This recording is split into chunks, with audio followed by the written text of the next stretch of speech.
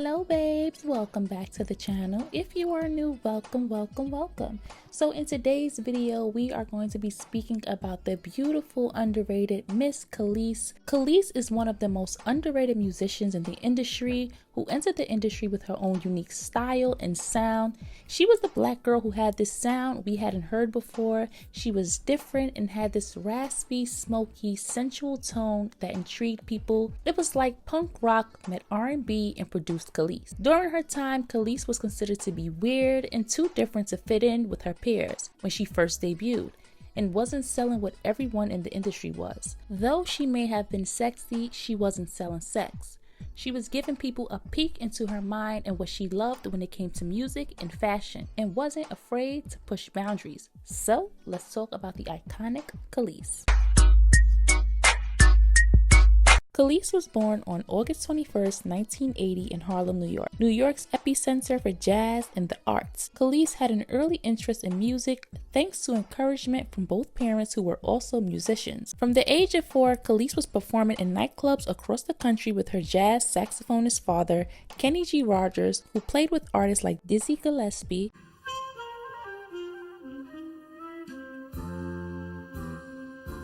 who pioneered Afro-Cuban jazz and won several Grammys, and one of the greatest jazz trumpeters of all time, and contributed to jazz in a major way, and legendary American jazz singer Nancy Wilson.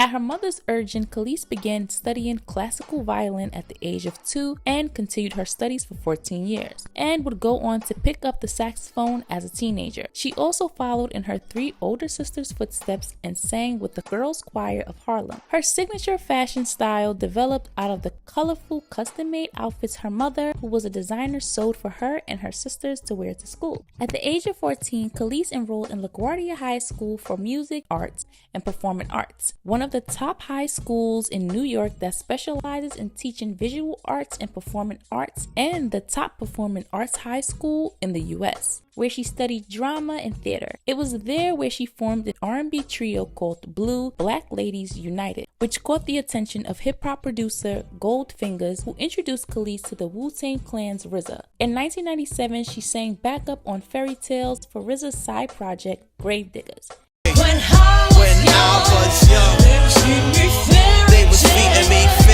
After she graduated from high school in 1997, her name spread among New York industry people, and she began working with the team of Pharrell Williams and Chad Hugo, known as the Neptunes. Kelis was signed to the Virgin label in 1998.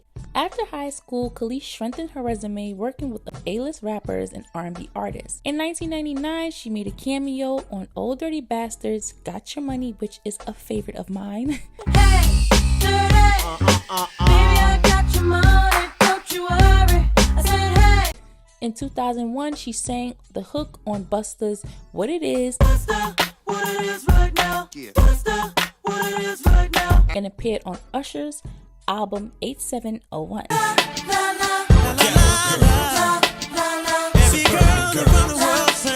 It was during this time that she became friends with an artist who would prove profitable to both her career and her personal life, Pharrell Williams, half of the Grammy-winning production team, the Neptunes.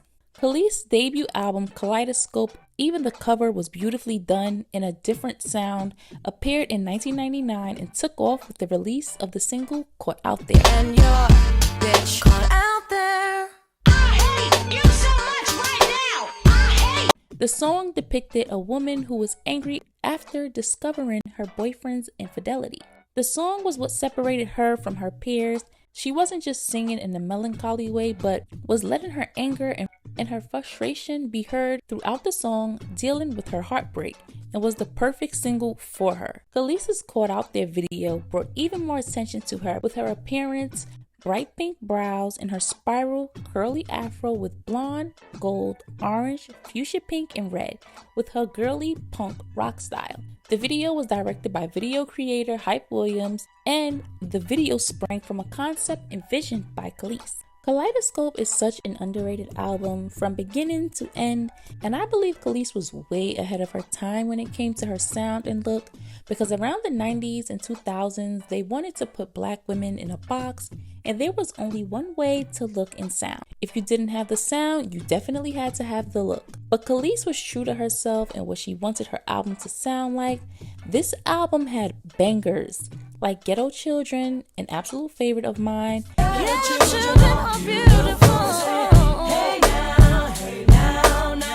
Game Show,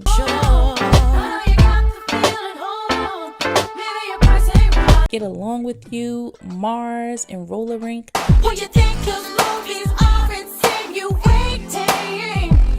This is Kelis' best album, and why I say studying music is so important and learning about different genres and the musicians who came before you, so that you not only understand and have knowledge from music, but that you also respect music, and respect music enough to not make a mockery out of it and what you do. I grew up in church and I used to sing in the choir, and I've always sang in church, so it was like, I don't know if inevitable, but I've always kind of been on a path, and I went to school for theater. I went to LaGuardia Performing Arts. I don't know if you guys know, Fame. I know. So I went there, and this has been, I guess, a work in progress for the past 21 years. Like a lot of artists who use samples on their songs and don't know the history of the song or their original song, it's the producers who, of course, majority of the time are knowledgeable about music, but artists aren't really aware of the song or the artist who they sample. They just get in the studio and record. But you can tell Kelis was a student of music, especially with her parents introducing her to music at such a young age, with influences like Tina Turner, Lauryn Hill, Erykah Badu, Anita Baker, Raphael Sadiq, Tina Marie, Shaka Khan, and Betty Davis. These are the greats and artists who took their craft serious, and you can definitely hear their influence on her Kaleidoscope album.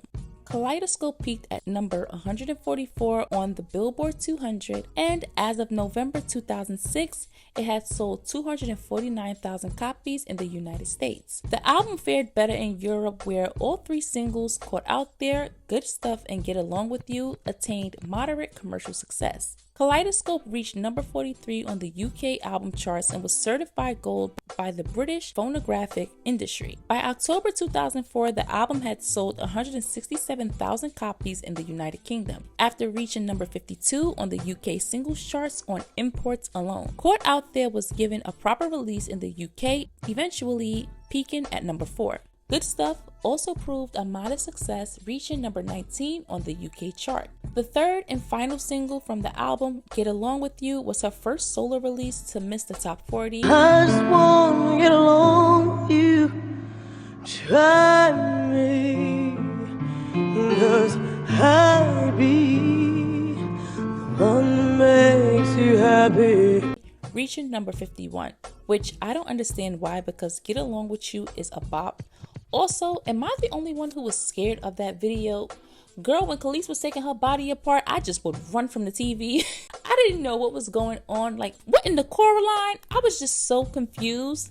I definitely was terrified of the video, but I was also intrigued at the same time, mainly because of Kelis and her voice and her music and the way she was singing. But I was definitely terrified of this video, and Busta Rhymes' Put Your Hands Where My Eyes Could See, because no, absolutely not.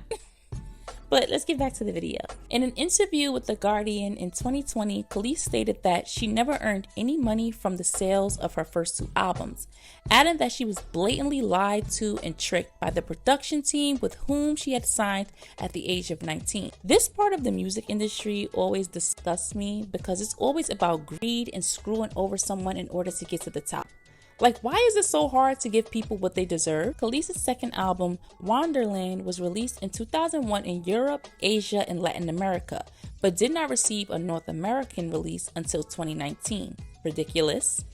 According to Kelis, Virgin Records, her US record company at the time, had laid off those that worked on Kaleidoscope. Their replacements did not understand or believe in Wonderland. Eventually, Kelis was dropped from Virgin around the time of the album's European release, but she remained on the label's roster in Europe. Kelis would later go on to release her album Tasty in 2003, which sold 553,000 copies, with the song Milkshake written and produced by Pharrell and Chad Hugo. My milkshake brings all the boys to the yard, and they're like, it's better than yours. Damn right, it's better than yours. Who worked on previous projects with Kelis, peaking number 3 on the Billboard chart and becoming Kelis's highest charting single to date, and was certified gold in the US, selling 883,000 copies in the US. Kelis released Kelis Was Here in 2006 with the hit Bossy featuring Too Short. I'm bossy, I'm the one y'all love to hate. I'm the chick that's raised. The album will go on to peak at number 10 on the Billboard Hot 100. So let's get into Miss Kelis's fashion. Kelis was a fashion icon, and people don't give her the credit she deserves for the strides she's made in the industry. She always broke the rules, was bold, and constantly reinvented herself. From her colorful hair to her pixie cut, bright fashion, and makeup looks. Pharrell stated that Kelis was who introduced him to high fashion, stating in a British Vogue interview in 2013, "I just signed this girl named Kelis.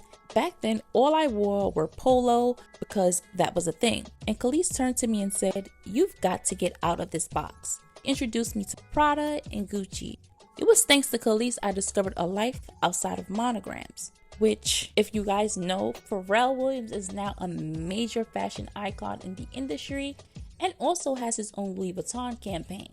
So shout out to Miss Kelis, and you deserve your flowers. She was the first black girl who we saw dive into alternative rock music and put her own spin on it. Kelis was the girl who didn't fit the mold of what they believed a black girl should be or present themselves as. This soulful punk rock princess. It was either R&B or nothing. In a 2017 interview, Kelly Rowland said, "What I admire most about Kelis is how real and honest she is, what she offers as an artist, and a person who is authentic and genuine. You don't have to guess. Kelis is adventurous, never afraid of anything. Within music and fashion, she's daring, bold, and doesn't care what anyone thinks. She does what she wants, and there's no rules." And I agree with everything Kelly said. Kelis didn't conform for anyone. She stayed true to who she was. And that is something that I love about Kelis. Kelis refused to bow down to anyone, kiss anyone's behind. She did what she wanted to do when she wanted to do it. And with that being said, this video has come to an end. Let me know below, what is your favorite Kelis album, some of your favorite Kelis songs, and I will catch you guys in the next video. Don't forget to comment, like, share, and subscribe. Liking helps with the algorithm, and I will see you guys in the next video. Toodles! My milkshake brings all the boys